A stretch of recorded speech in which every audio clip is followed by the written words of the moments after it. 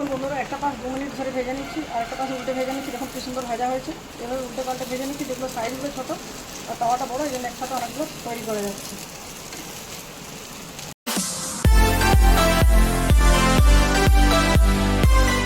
নমস্কার বন্ধুরা, আমার চ্যানেল উদয়পুরতে আপনাদের সবাইকে স্বাগত জানাই। এখন বর্ষাকাল, সবসময় বৃষ্টি হচ্ছে, কখনো ঝমঝম কখনো ঝিরঝির করে। আর বর্ষাকালে কী হয়, মানুষের কাজকর্ম সেভাবে হয় না।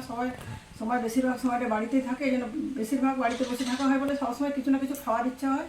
তো বন্ধুরা, এখন রাত্রিবেলা আমি একটি ডিনারের রেসিপি শেয়ার করছি। প্রতিদিন আমরা রুটি, লুচি, পরোটা খাচ্ছি, বিভিন্ন ধরনের পরোটা রেসিপি আমি আপনাদের সাথে শেয়ার করেছি, কিন্তু পরোটাও নিত্যদিন খেতে ভালো লাগে না। তো বর্ষার মুখর আবহাওয়ায় আমি একটি মজাদার ডিনারের রেসিপি আপনাদের সাথে শেয়ার করছি। আমি এখানে ডিনারের রেসিপিটি বানানোর জন্য নিয়েছি চিড়ে, এখানে নিয়েছি কিছুটা গুড়, ময়দা, ছানা আর চিনি। এই উপকরণগুলো দিয়ে খুব একটু সুস্বাদু মজাদার ডিনারের রেসিপি শেয়ার করবো। তো প্রথমে ছানা চিনিটা খুব ভালো মতো করে মিক্স করে নিচ্ছি। চিনিটা কিন্তু দানা চিনি নিচ্ছি, আগে থেকে মেখে রেখে দিচ্ছি, তাহলে চিনিটা ছানার মধ্যে মাখা অবস্থা খুব ভালো মতো গলে যাবে। এটা মেখে রেখে দিচ্ছি।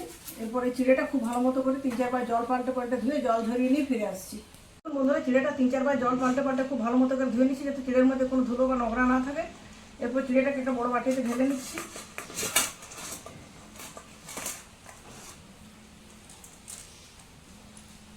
চিড়েটা ধোয়ার পর সবসময় এরকম ঝাড়ি বাটিতে ছেঁকে দেবেন, তাহলে যে এক্সট্রা জলটা আছে ঝরে যাবে। যদি জল বেশি থাকে তাহলে রেসিপিটি বানানোর সময় কোনোভাবে পারফেক্ট বানাতে পারবেন না, খুব অসুবিধা হবে। পরিমাণ মতো লবণ দিয়ে চিড়েটা খুব ভালো মতো হাত দিয়ে প্রথমে মেখে নিচ্ছি। চিড়েটা এমনিতেই নরম, হাত দিতে দিতে খুব মেখে মসৃণ একটা ডো তৈরি হয়ে যাবে। দেখুন বন্ধুরা, ছানাটা চিনির সাথে মিক্স করে দিয়েছিলাম, চিনিটা প্রায় গলে যেতে বসেছে, আর একটু আছে, সামান্য একটু গলে যাবে। আর এই চিড়েটা হাত দিয়ে খুব ভালো মতো করে মেখে নিয়েছি। কতটা মসৃণ হয়েছে দেখুন।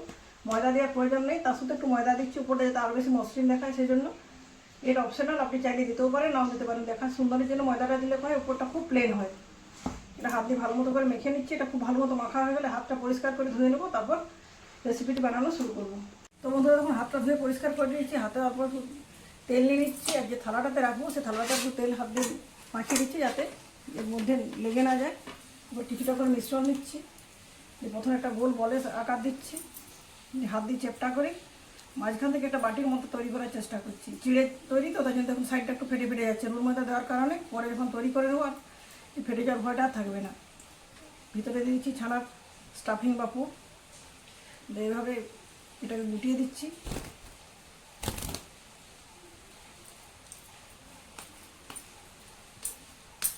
প্রথমটা তৈরি হয়ে গেছে, এটা ছানার বড় বড় পিঠাও বলা যেতে পারে। আরেকটা তৈরি করে দেখাচ্ছি। রাত্রেবেলা ডিনারে রুটি, লুচি, পরোটা অনেক খেয়েছেন, এভাবে একবার চিড়ের এই রেসিপিটা বানিয়ে খাবেন, খেয়ে দেখবেন প্রচুর ভালো লাগবে, বারবার বানাতে ইচ্ছে করবে। দেখুন অনেকগুলো আমার তৈরি করা হয়ে গেছে। তো ধরুন এগুলো ঘি দিয়ে একটু ফ্রাই করে নেবো, যেহেতু এটা কাঁচা মেখেছি, এই জন্য একটু ভাপানোর প্রয়োজন নেই, ঘি দিয়ে একটু ভেজে নিলেই হবে। আর বাকি যে মিশ্রণটা আছে সেটা দিয়ে আমি যখন ভাজা হবে সেই সময় মধ্যে বানিয়ে নেবো। এগুলো একটু ফ্রাই করে নেবো, তার জন্য গ্যাসের ওপরে বসে দিচ্ছি তাওয়াতে ঘি ব্রাশ করে নিচ্ছি। ঘি দিয়ে ভাজলে এগুলো খেতে খুব ভালো লাগে। এরপর এখানে চাপিয়ে দিচ্ছি। একটা পাশ খুব ভালো মতো করে ভেজে নেবো, 1.5 মিনিট সময় ধরে। আর ভাজাটা লোক মিডিয়াম হিটে হবে। একটা পাশ ভাজা হয়ে গেলে পাল্টে আর একটা পাশ ভেজে নেবো। দেখুন বন্ধুরা, একটা পাশ 2 মিনিট ধরে ভেজে নিচ্ছি আর একটা পাশ উল্টে ভেজে নিচ্ছি। দেখুন কি সুন্দর ভাজা হয়েছে।